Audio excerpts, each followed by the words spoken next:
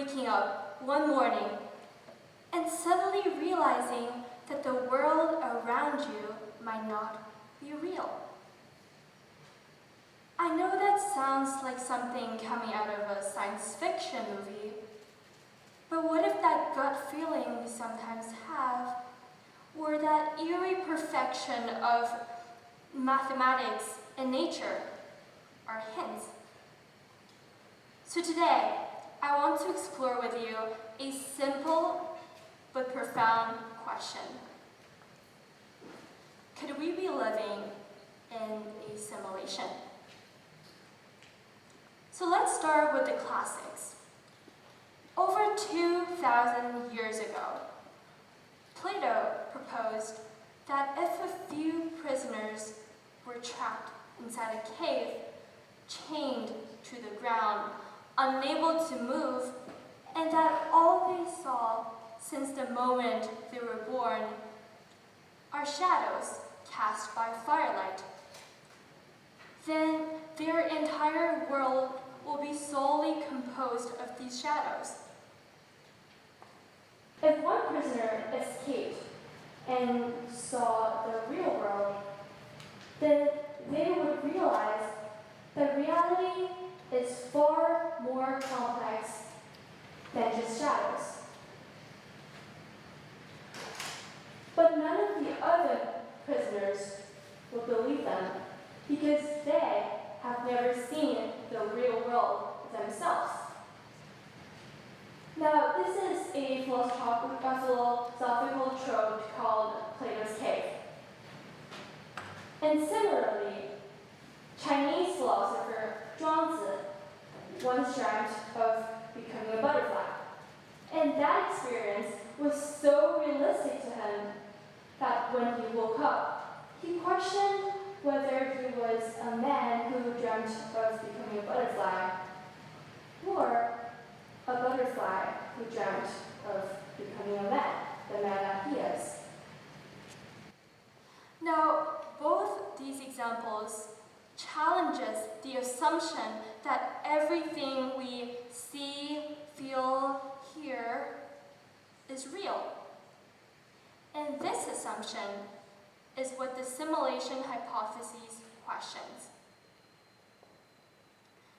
Now, in a more modern setting, philosopher Nick Bostrom laid out a powerful thought experiment in the form of a trilemma. So he proposed that one and only one of the following three statements must be correct. The first statement being that civilizations like ours go distinct before we are able to create simulations. The second statement being civilizations that survive aren't interested in creating simulations. And if the former two statements are not satisfied, then we are almost certainly living in a simulation. In our modern society, we are currently experiencing a huge technological innovation. From augmented reality to virtual reality, our simulations are becoming more and more credible every single day. And now, statistically, if you think about it,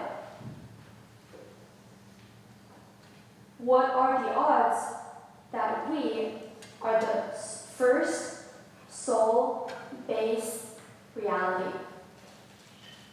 But let's also go beyond philosophy.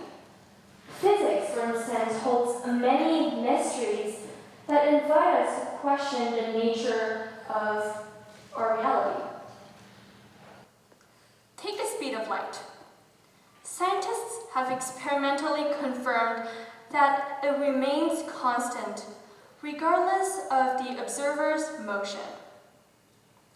For example, a planet traveling along its orbit will measure the same light speed whether the light is approaching it from ahead or from behind. Now let's consider this. In video games, designers Designers often set hard caps, such as maximum speed limits, in order to prevent the system from collapsing. But what if the speed of light is our universe's equivalent of a hard-coded cap? Now, interestingly, there is one speed that surpasses this limit, and that is the speed at which our universe is expanding. Galaxies are flying away from us faster than the speed of light, thereby effectively trapping us inside an ever-growing cosmic bubble, as though an invisible hand is trying to keep us contained. Now, as our universe keeps expanding, our world's composition remains infinitely small. Our world is built from fundamental particles such as atoms, or even more precisely, quarks. Now, this property highlights the fact that our universe is pixelated rather than continuous, as we may think. Matter itself differs only in how such particles are arranged. And those arrangements encode physical or chemical properties from reactivity to weight.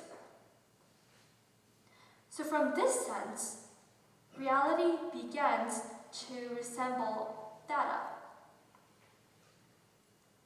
Now, let's dive into the world of quantum mechanics, where things get even stranger. So at the quantum level, particles exist in a state of probability, meaning that they can be present in multiple locations until they are observed. So the Heisenberg uncertainty principle tells us that we are unable to know the momentum and the position of a particle at the same time.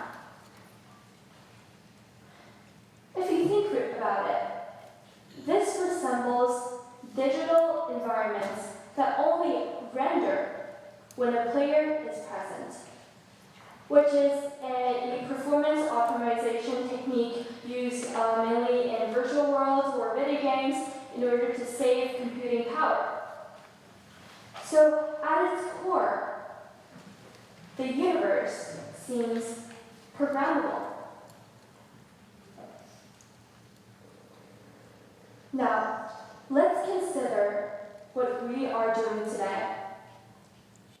Our society is building AI, virtual reality, neural networks. Every year, our simulations approach more and more the reality that we know, and they become more and more credible.